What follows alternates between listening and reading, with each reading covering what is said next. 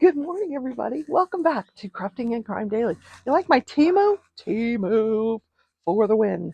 Love my kitty cat. So, how are you doing today? It's Tuesday. Welcome to Crafting and Crime Daily. This is the show where I, your host, Rebecca, recap live trials. So you have something to listen to while you're crafting. And oh my God, there is so much stuff going on. In the live trial world, we got the verdict on Charles Adelson yesterday, which I'm going to show you. That'll be part of this video. And today, as I'm recording this, the closing arguments are going on in Maya Kowalski, so that'll be covered later. But there is some stuff I want to talk about in the Kowalski case. Depending on how long I talk about the Adelson trial, I may do the second video for the Kowalski, or I may just add it at the end and put a timestamp if you want to just skip to that, if you're over Charlie. So, and a new trial started yesterday. A woman who hit her husband, ran over her husband with a vehicle, and then left, like a hit and run. What? Yeah, that's all I know. I just looked at the thumbnail, but maybe I'll cover that, or I could do a true crime story. I don't know. I haven't decided. But like I said, Kowalski, they do it in closing now. Then it's going to go to the jury. They're going to deliberate most of today, all day today, and well, maybe not if it's a quick verdict. And then he has to end things early tomorrow, the judge, so they'll get to deliberate for a little bit of time on Wednesday. And they dismissed one of the jurors in the Kowalski case, juror number 1, who apparently was the guy asking all the questions. And the defense filed a motion to recuse that juror because they felt he was biased and he was showing favoritism towards the plaintiff. And the judge said, not that I believe that argument, but in an abundance of caution, I'm going to go ahead and dismiss him. So, because he says, because nobody wants to sit through another 6-week trial. Nobody. All right, but that'll be in a separate video. So let's talk about the Adelson case. But first, what am I working on? Into the Night is a Yumi art paint along that I'm doing with my friend Color and Chat with Joanna. I will be on her YouTube channel, Color and Chat with Joanna, on Thursday at 5 Eastern. I might have to cut my nap short. What? Okay, anyway. I have the whole bottom row done. This is her dress, the violin player's dress. All these different shades of blue. And the other day I said, I'm going to tell you the problem with that, and I didn't tell you the problem with that. The problem with that is that you have to keep the container that identifies which blue you're using with the tray, or if this tray gets separated from this, I won't know what blue I'm working on. I won't, because my memory's not that good. Okay. All right, let's talk about Charles Adelson. I was pleasantly surprised when I tuned in for the closing arguments, and Georgia Kappelman was making the exact same argument that I made in my video from yesterday. Yeah, I was like, and I didn't cheat. I did not watch her. She was giving her closing argument while I was recording yesterday's show. So I had no idea she was going to follow my instructions and include stuff that I argued in her closing arguments. Yay. Uh, I still got it. Anyway. All right. So Charles Adelson is charged. He's facing 3 charges: first-degree murder, conspiracy to commit first-degree murder, and solicitation to commit first-degree murder. Yeah, they can find him guilty of 1, both, or all of them. Conspiracy and solicitation,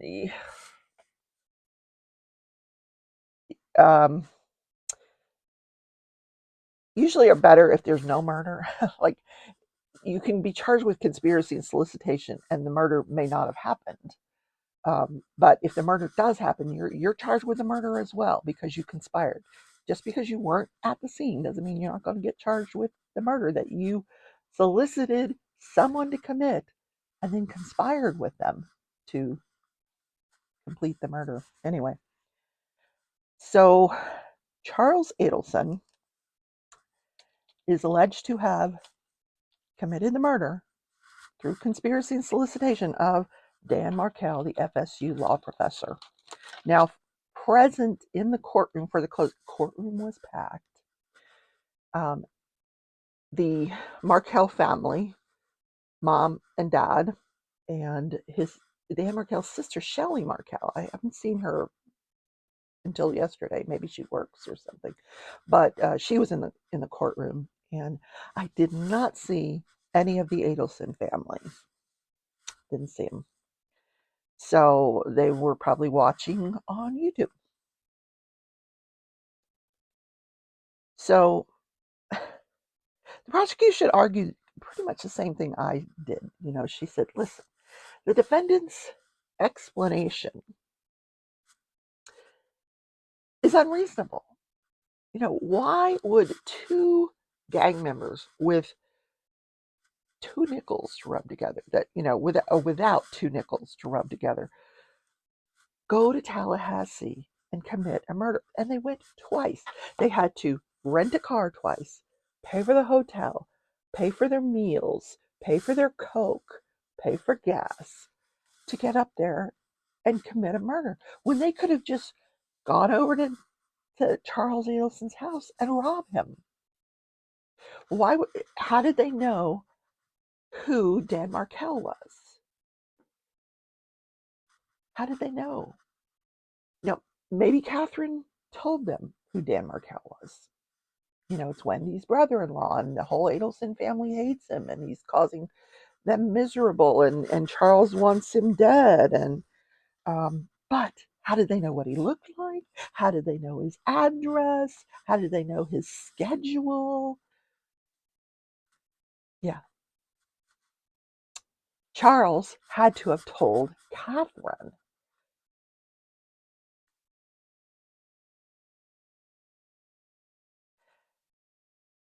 And then, why would you put him on a payment plan?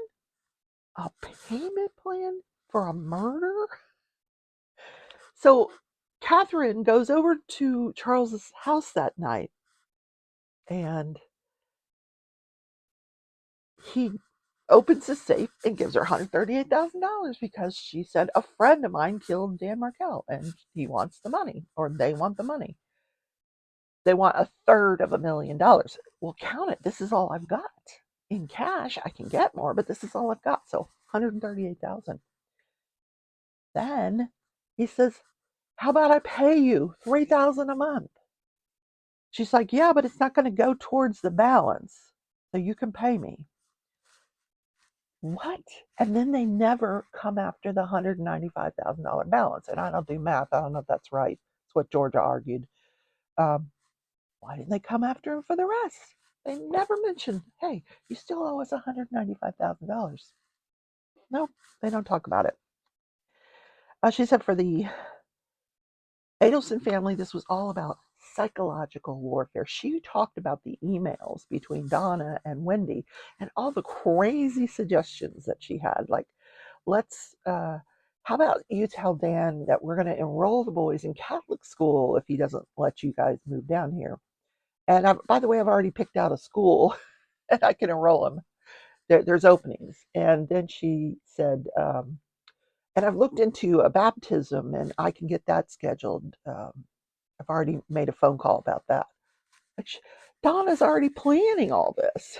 And Wendy just didn't go along with it. And then there was the suggestion that Charles and the Adelson family pay the $1 million, bribe him with $1 million. They even went to a lawyer to see if it was okay to do that. They didn't go to a lawyer to ask about the murder, though. just the $1 million bribe. Anyway, then Georgia talked about the grandma motion, the motion that Dan Markel's attorney filed, saying that Donna Adelson is Charlie's mother, saying that Donna Adelson was I lost my train of thought. Oh, she was maligning him. She was saying, your dad is stupid in front of the kids. Your dad's stupid, and he wasn't having that. He was very angry with her, and he wanted an an order from the court giving her supervised visitation. Well, that motion never got heard. And Wendy said, "Oh, Mom never saw that. In fact, he asked her to babysit, and then and this is what George said, she did a peace offering by making him banana bread." I love that. The banana bread peace offering. I have to remember that one. Georgia has some really good things to say in here. Really funny things. Not funny to me because just the way she said it. So then she talked about how this nosy neighbor, he didn't witness the murder, but he saw Dan. He's looking out the window. He sees Dan pull into his driveway. Sees these two dudes in their Prius pull in behind him, and then he sees them. He doesn't see the murder, but or maybe he heard the guns. I don't know. He saw the car and then he saw it back up and leave. Then he doesn't see Dan moving around or getting out of the car, so he says, "Let me go check on him." If he had not been looking out his window, God knows when they would have found Dan Markel. He would have died in that vehicle. Somebody would have come upon him when they noticed he was missing, and he would have already been dead. There would have been nothing to lead them down the path to find these hitmen. I mean, it was just very fortuitous that this nosy neighbor happened to be watching. And he goes over, he finds Dan Markel has been shot. He calls 911 and he identifies the make, model, and color of the vehicle, and that gets everything started. And Georgia Kappelman also told the jury that this was also due to the tireless efforts of law enforcement who spent 2 years putting all these puzzle pieces together. She called Charles the prize fighter of verbosity. I just love that. The prize fighter of verbosity. That's Charles. You ran your mouth and it got you into trouble. Then the defense did their closing argument, and he started out by saying, Charles is presumed innocent. He said there is so much reasonable doubt, and I talked about this yesterday too. Um, and he said, the Occam's razor statement that the state made, the simplest explanation is always the most probable explanation. He said, sometimes the simplest explanation can be the wrong one.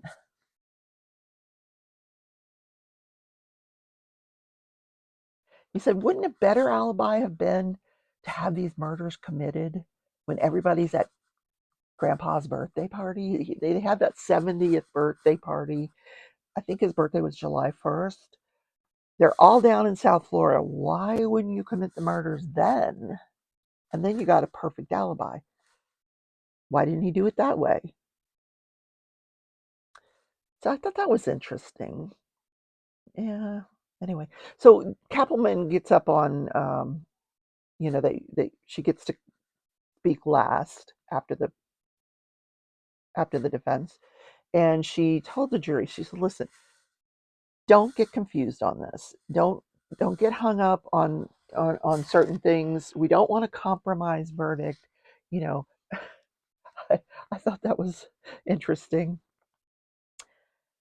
Um, so the jury went out. They deliberated for 3 hours and 38 minutes, I think. 3 hours, 38 minutes. And came back about 4:30 my time, 5:30 Eastern time.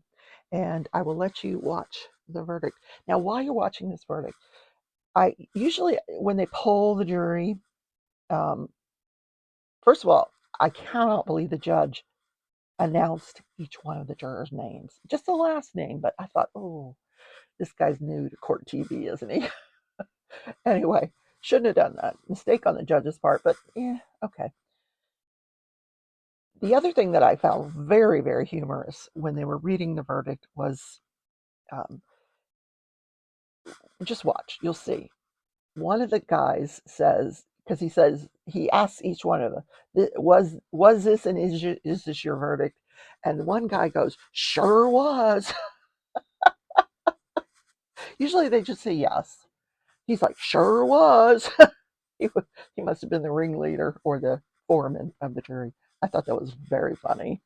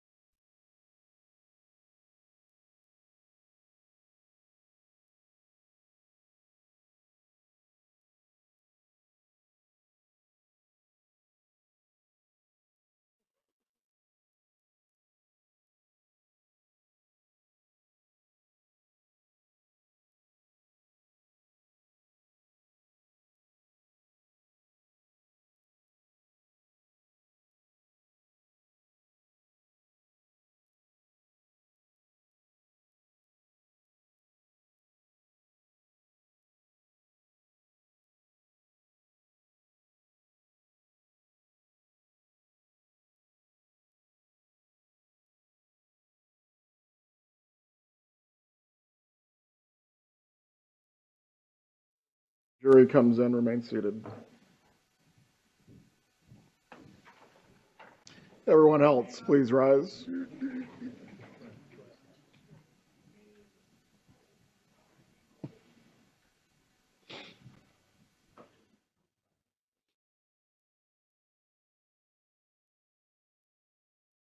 Everyone but the foreperson can be seated. Has the jury reached a unanimous verdict? Yes, Your Honor. If you please could hand the verdict form to the bailiff.